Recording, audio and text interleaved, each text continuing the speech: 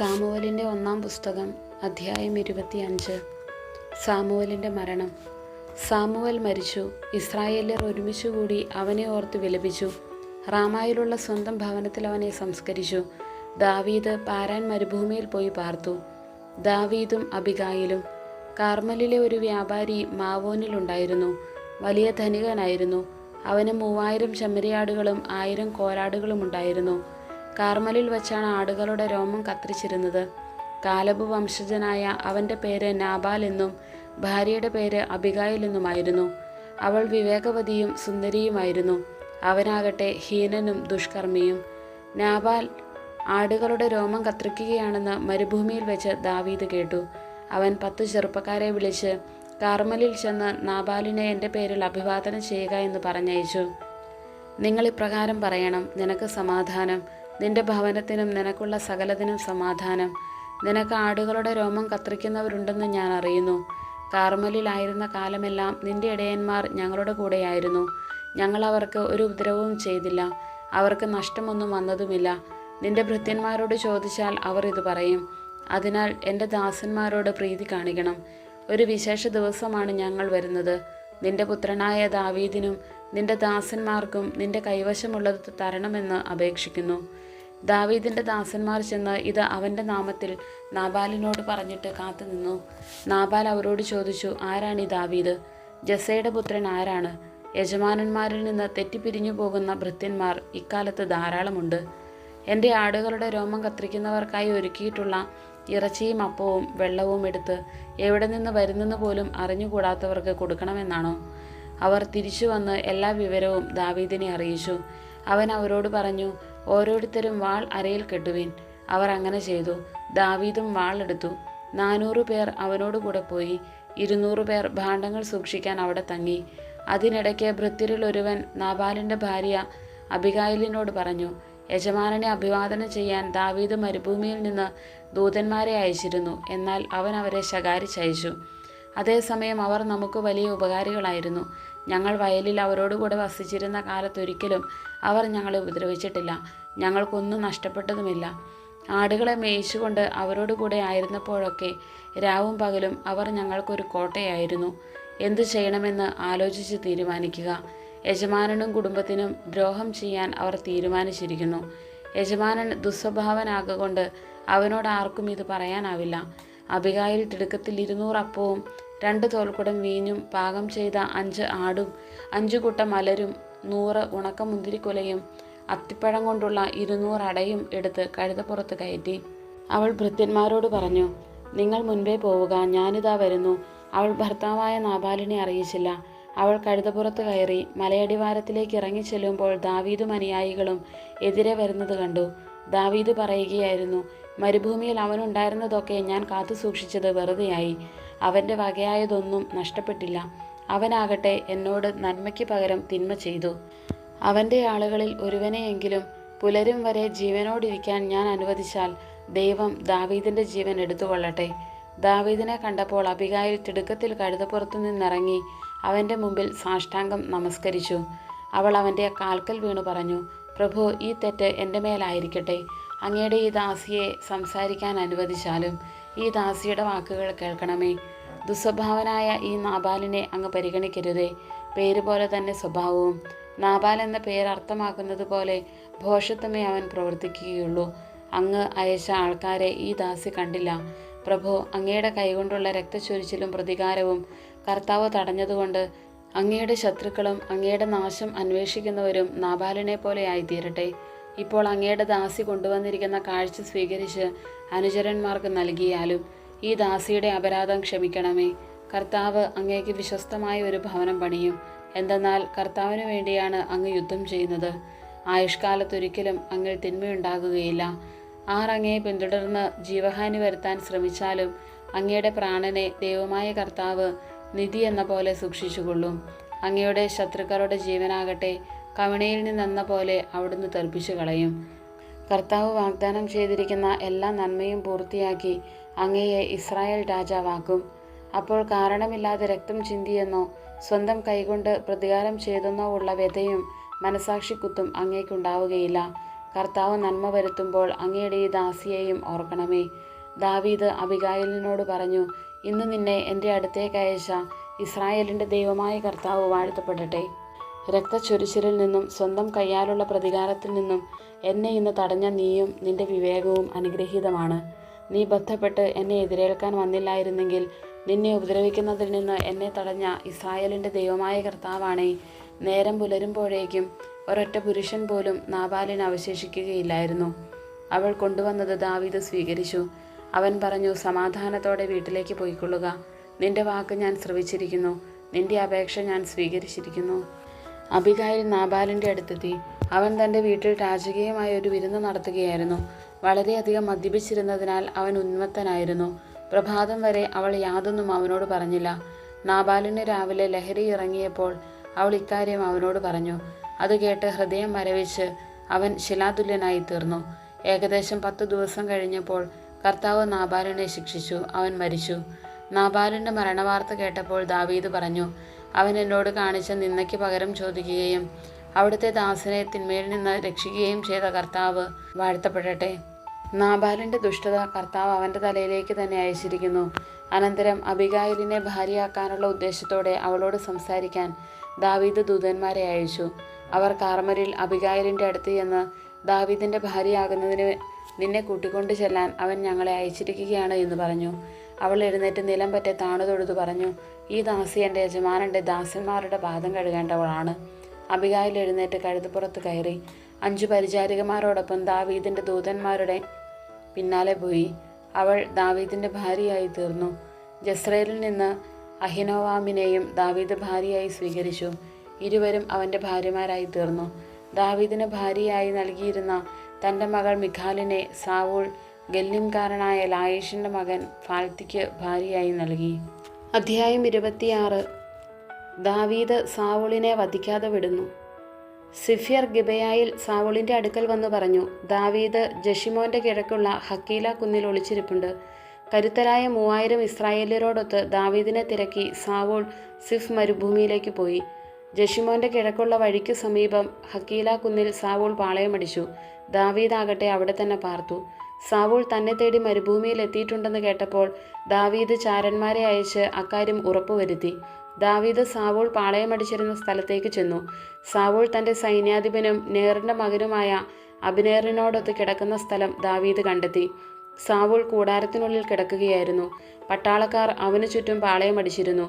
ദാവീദ് ഹിത്യനായ അഹിമേലെക്കിനോടും സെരൂയായുടെ മകനും യോവാബിൻ്റെ സഹോദരനുമായ അബിഷായിയോടും ചോദിച്ചു, സാവൂളിൻ്റെ പാളയത്തിലേക്ക് എന്നോടുകൂടെ നിങ്ങളിൽ ആര് പോരും? അബിഷായി പറഞ്ഞു, ഞാൻ പോരാം. ദാവീദും അബിഷായിയും രാത്രിയിൽ സൈന്യത്തിൻ്റെ അടുത്തെത്തി. സാവൂൾ തൻ്റെ കുന്തം തലയ്ക്കൽ കുത്തി നിർത്തിയിട്ട് കൂടാരത്തിൽ കിടക്കുകയായിരുന്നു. അബ്നേറും പടയാളികളും ചുറ്റും കിടന്നിരുന്നു. അബിഷായി ദാവീദിനോട് പറഞ്ഞു, നിന്റെ ശത്രുവിനെ ദൈവം ഇന്ന് നിന്റെ കയ്യിൽ ഏൽപ്പിച്ചിരിക്കുന്നു. ഞാനവനെ കുന്തം കൊണ്ട് ഒറ്റ കുത്തിന് നിലത്ത് തറയ്ക്കാം. രണ്ടാമതൊന്നുകൂടി കുത്തേണ്ടി വരില്ല. ദാവീദ് അബിഷായിയോട് പറഞ്ഞു, അവനെ കൊല്ലരുത്. കർത്താവിൻ്റെ അഭിഷിക്തനെതിരെ കരമുയർത്തിയിട്ട് നിർദോഷനായിരിക്കാൻ ആർക്ക് കഴിയും? കർത്താവാണെ അവിടുന്ന് അവനെ ശിക്ഷിച്ചുകൊള്ളും. യഥാകാലം അവൻ മരിക്കുകയോ യുദ്ധത്തിൽ വധിക്കപ്പെടുകയോ ചെയ്യും. കർത്താവിൻ്റെ അഭിഷിക്തൻ്റെ മേൽ കൈവയ്ക്കുന്നതിൽ നിന്ന് അവിടുന്ന് എന്നെ തടയട്ടെ. ഇപ്പോൾ അവൻ്റെ തലയ്ക്കിലുള്ള കുന്തവും കൂജയും എടുത്തുകൊണ്ട് നമുക്ക് പോകാം. സാവൂളിൻ്റെ തലയ്ക്കിൽ നിന്ന് കുന്തവും കൂജയും എടുത്ത് അവർ പോയി. ആരും കണ്ടില്ല, അറിഞ്ഞുമില്ല. ആരും ഉണർന്നതുമില്ല. കർത്താവ് അവരെ ഗാഢനിദ്രയിൽ ആഴ്ത്തിയിരുന്നു.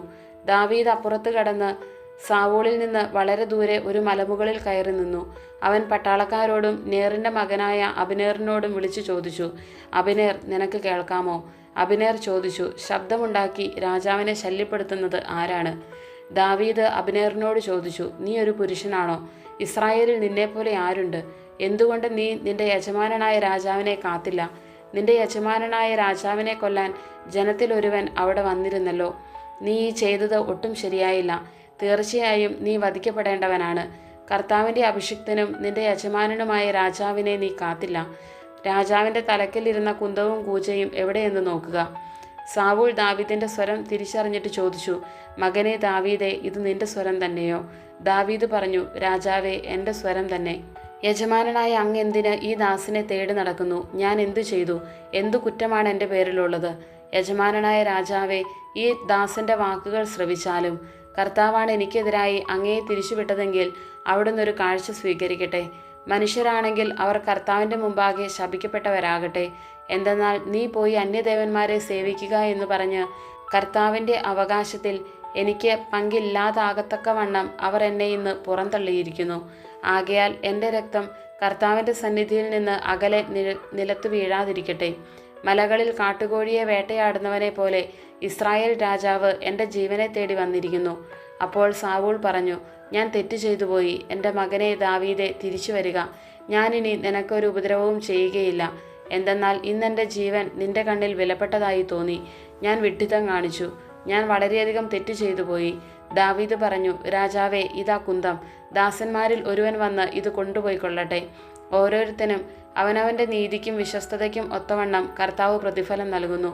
ഇന്ന് കർത്താവ് അങ്ങയെ എൻ്റെ കയ്യിൽ ഏൽപ്പിച്ചു. എന്നാൽ അവിടുത്തെ അഭിഷിക്തനെതിരെ ഞാൻ കരമുയർത്തുകയില്ല. അങ്ങയുടെ ജീവൻ ഇന്നെനിക്ക് വിലപ്പെട്ടതായിരുന്നതുപോലെ എൻ്റെ ജീവൻ കർത്താവിൻ്റെ മുമ്പിലും വിലപ്പെട്ടതായിരിക്കട്ടെ. എല്ലാ കഷ്ടതകളിലും നിന്ന് അവിടുന്ന് എന്നെ രക്ഷിക്കട്ടെ. സാവൂൾ ദാവീദിനോട് പറഞ്ഞു, എൻ്റെ മകനെ ദാവീദെ, നീ അനുഗ്രഹീതനാണ്. നീ ചെയ്യുന്ന എല്ലാ കാര്യങ്ങളും വിജയിക്കും. ദാവീദ് അവൻ്റെ വഴിക്ക് പോയി. സാവൂൾ കൊട്ടാരത്തിലേക്കും മടങ്ങി. അധ്യായം 27. ദാവീദ് ഫിലിസ്ത്യരുടെ നാട്ടിൽ. ദാവീദ് ചിന്തിച്ചു, ഞാൻ ഒരു ദിവസം സാവൂളിൻ്റെ കൈകൊണ്ട് മരിക്കേണ്ടി വരും.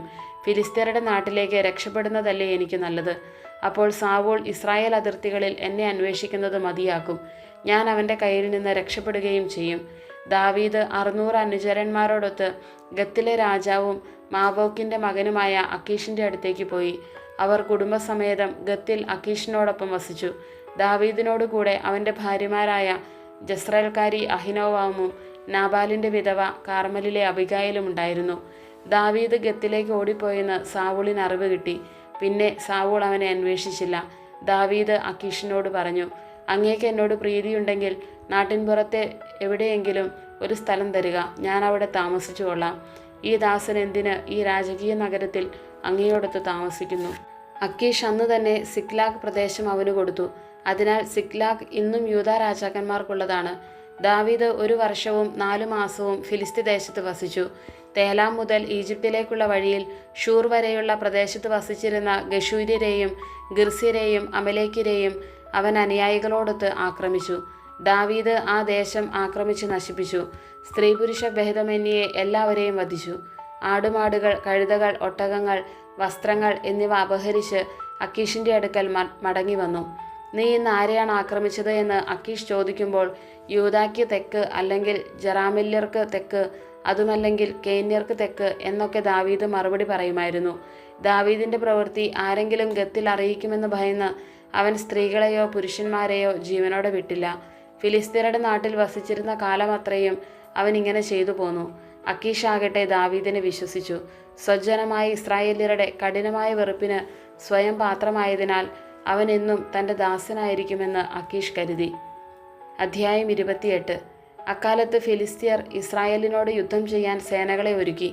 അക്കീഷ് ദാവീദിനോട് പറഞ്ഞു, നീയും അനുയായികളും എന്നോടൊത്ത് യുദ്ധത്തിന് പോരണം. ദാവീദ് അക്കീഷിനോട് പറഞ്ഞു, ശരി, അങ്ങയുടെ ദാസന് എന്തു കഴിയുമെന്ന് അങ്ങേക്ക് കാണാം. അക്കീഷ് ദാവീദിനോട് പറഞ്ഞു, കൊള്ളാം, നീ എന്നും എൻ്റെ അംഗരക്ഷകനായിരിക്കും. സാവൂൾ മന്ത്രവാദിനിയുടെ അടുക്കൽ. സാമുവേൽ മരിച്ചിട്ട് അവൻ്റെ നഗരമായ റാമായിൽ സംസ്കരിക്കപ്പെടുകയും ഇസ്രായേല്യരെല്ലാം അവനെ ഓർത്ത് വിലപിക്കുകയും ചെയ്തു കഴിഞ്ഞിരുന്നു. സാവൂൾ എല്ലാ മന്ത്രവാദികളെയും ആഭിചാരകരെയും നാട്ടിൽ നിന്ന് പുറത്താക്കുകയും ചെയ്തിരുന്നു. ഫിലിസ്ത്യർ ഒരുമിച്ചുകൂടി ശുനേമിൽ വന്ന് പാളയമടിച്ചു. സാവൂൾ ഇസ്രായേല്യരെ എല്ലാവരെയും സംഘടിപ്പിച്ച് ഗിൽബോവായിലും പാളയമടിച്ചു. സാവൂൾ ഫിലിസ്ത്യരുടെ പട്ടാളത്തെ കണ്ട് ഭയപ്പെട്ടു. മനസ്സത്യധികം ഇളകിവശായി. അവൻ കർത്താവിനോട് ആരാഞ്ഞു. പക്ഷേ കർത്താവ് സ്വപ്നത്തിലൂടെയോ ഉറീമിലൂടെയോ പ്രവാചകന്മാരിലൂടെയോ ഉത്തരം നൽകിയില്ല. അപ്പോൾ സാവൂൾ ഭൃത്യന്മാരോട് പറഞ്ഞു, ഒരു മന്ത്രവാദിനിയെ അന്വേഷിക്കുക. ഞാൻ അവരോട് ഉപദേശം തേടട്ടെ. എൻദോറിൽ ഒരു മന്ത്രവാദിനിയുണ്ടെന്ന് ഭൃത്യന്മാർ പറഞ്ഞു. സാവൂൾ വേഷപ്രച്ഛന്നനായി 2 പേരെ കൂട്ടി രാത്രിയിൽ അവളുടെ അടുത്തെത്തി പറഞ്ഞു, നിന്റെ മന്ത്രശക്തി കൊണ്ട് ഞാൻ ആവശ്യപ്പെടുന്നവനെ എൻ്റെ അടുക്കൽ കൊണ്ടുവരിക. അവൾ പറഞ്ഞു, സാവൂൾ മന്ത്രവാദികളെയും ആഭിചാരകരെയും നാട്ടിൽ നിന്ന് പുറത്താക്കിയെന്ന് നിനക്കറിയാമല്ലോ. പിന്നെ എന്തിന് എന്നെ കൊല്ലിക്കാൻ കെണിവെക്കുന്നു? ഇക്കാര്യത്തിൽ ഒരു ശിക്ഷയും നിനക്കുണ്ടാവുകയില്ലെന്ന് സാവൂൾ കർത്താവിൻ്റെ നാമത്തിൽ ആണയിട്ട് അവളോട് പറഞ്ഞു. അവൾ ചോദിച്ചു, ഞാൻ ആരെയാണ് വരുത്തി തരേണ്ടത്? സാമുവേലിനെ വരുത്താൻ അവൻ ആവശ്യപ്പെട്ടു. സാമുവേലിനെ കണ്ടപ്പോൾ അവൾ ഉച്ചത്തിൽ നിലവിളിച്ചുകൊണ്ട് സാവൂളിനോട് ചോദിച്ചു, എന്തിനാണ് എന്നെ കബളിപ്പിച്ചത്? അങ്ങ് സാവൂളല്ലേ? രാജാവ് അവളോട് പറഞ്ഞു, ഭയപ്പെടേണ്ട, നീ എന്താണ് കാണുന്നത്? അവൾ പറഞ്ഞു, ഒരു ദേവൻ ഭൂമിയിൽ നിന്ന് കയറി വരുന്നതായി ഞാൻ കാണുന്നു. അവൻ വീണ്ടും ചോദിച്ചു, അവൻ്റെ രൂപം എങ്ങനെ? അവൾ പറഞ്ഞു, ഒരു വൃദ്ധനാണ് കയറി വരുന്നത്, അങ്കി ധരിച്ചിരിക്കുന്നു. അത് സാമുവേലാണെന്ന് സാവൂളിന് മനസ്സിലായി. അവൻ സാഷ്ടാംഗം വീണു വണങ്ങി. സാമുവേൽ അവനോട് ചോദിച്ചു, നീ എന്നെ വിളിച്ചു വരുത്തി ശല്യപ്പെടുത്തിയത് എന്തിന്? അവൻ പറഞ്ഞു, ഞാൻ വലിയ പ്രതിസന്ധിയിലാണ്. ഫിലിസ്തീർ എനിക്കെതിരായി യുദ്ധം ചെയ്യുന്നു. ദൈവമാകട്ടെ എന്നിൽ നിന്ന് അകന്നുമിരിക്കുന്നു. അവിടുന്ന് പ്രവാചകന്മാരിലൂടെയോ സ്വപ്നത്തിലൂടെയോ എനിക്കുത്തരം നൽകുന്നില്ല. അതുകൊണ്ട് ഞാൻ എന്തു ചെയ്യണമെന്ന് പറഞ്ഞു തരേണ്ടതിനാണ് അങ്ങയെ വിളിപ്പിച്ചത്. സാമുവേൽ പറഞ്ഞു, കർത്താവ് നിന്നിൽ നിന്ന് അകന്ന് നിനക്കെതിരായിരിക്കെ എന്തിനാണ് എന്നോട് ചോദിക്കുന്നത്? എന്നിലൂടെ അരുളി ചെയ്തതുപോലെ കർത്താവ് പ്രവർത്തിച്ചിരിക്കുന്നു. അവിടുന്ന് രാജ്യം നിന്നിൽ നിന്നെടുത്ത് നിന്റെ അയൽക്കാരനായ ദാവീദിന് കൊടുത്തിരിക്കുന്നു. കർത്താവിൻ്റെ സ്വരം നീ ശ്രവിച്ചില്ല. അമലേക്കിൻ്റെ മേൽ അവിടത്തേക്കുള്ള ഉഗ്രകോപം നീ നടപ്പാക്കിയില്ല. അതിനാലാണ് കർത്താവ് ഇപ്പോൾ നിന്നോടിങ്ങനെ പ്രവർത്തിക്കുന്നത്. കൂടാതെ നിന്നോടൊപ്പം ഇസ്രായേലിനെയും കർത്താവ് ഫിലിസ്തീരുടെ കരങ്ങളിൽ ഏൽപ്പിക്കും. നീയും നിന്റെ പുത്രന്മാരും നാളെ എന്നോട് ചേരും. ഇസ്രായേൽ സൈന്യത്തെയും കർത്താവ് ഫിലിസ്തീരുടെ കരങ്ങളിൽ ഏൽപ്പിക്കും. സാവൂൾ പെട്ടെന്ന് നെടുനീളത്തിൽ നിലത്ത് വീണു. സാമുവേലിൻ്റെ വാക്കുകൾ നിമിത്തം അത്യധികം ഭയപ്പെട്ടു. അന്ന് മുഴുവൻ ഭക്ഷണമൊന്നും കഴിക്കാതിരുന്നതിനാൽ അവൻ്റെ ശക്തി ചോർന്നുപോയി. ആ സ്ത്രീ സാവൂളിൻ്റെ അടുക്കൽ വന്നു. അവൻ പരിഭ്രാന്തനാണെന്ന് കണ്ട് അവൾ പറഞ്ഞു, ഇതാ അങ്ങയുടെ ദാസി അങ്ങയെ അനുസരിച്ചു. ഞാൻ എൻ്റെ ജീവൻ ഉപേക്ഷിച്ചു പോലും അങ്ങ് എന്നോട് ആവശ്യപ്പെട്ടത് അനുസരിച്ചു. ഇപ്പോൾ അങ്ങ് ഈ ദാസിയുടെ വാക്കുകൾ കേൾക്കണമേ. ഞാനൊരു കഷ്ണം അപ്പം അങ്ങേക്ക് തരട്ടെ. യാത്രയ്ക്ക് ശക്തി ലഭിക്കാൻ അങ്ങത് ഭക്ഷിക്കണം. അവനത് നിരസിച്ചു. അവൻ്റെ ഭൃത്യന്മാരും അവളോടൊപ്പം രാജാവിനെ നിർബന്ധിച്ചു. അവരുടെ വാക്ക് കേട്ട് അവൻ നിലത്തുനിന്ന് എഴുന്നേറ്റ് കിടക്കയിലിരുന്നു. അവളുടെ വീട്ടിൽ മെഴുത്ത ഒരു പശുക്കിടാവുണ്ടായിരുന്നു. അവൾ തിടുക്കത്തിൽ അതിനെ കൊന്ന് പാകം ചെയ്തു. മാവ് കുഴച്ച് പുളിപ്പില്ലാത്ത അപ്പവും ചുട്ടു. അവൾ അത് സാവൂളിനും ഭൃത്യന്മാർക്കും വിളമ്പി. അവർ ഭക്ഷിച്ചു. ആ രാത്രിയിൽ തന്നെ അവർ തിരിച്ചുപോയി.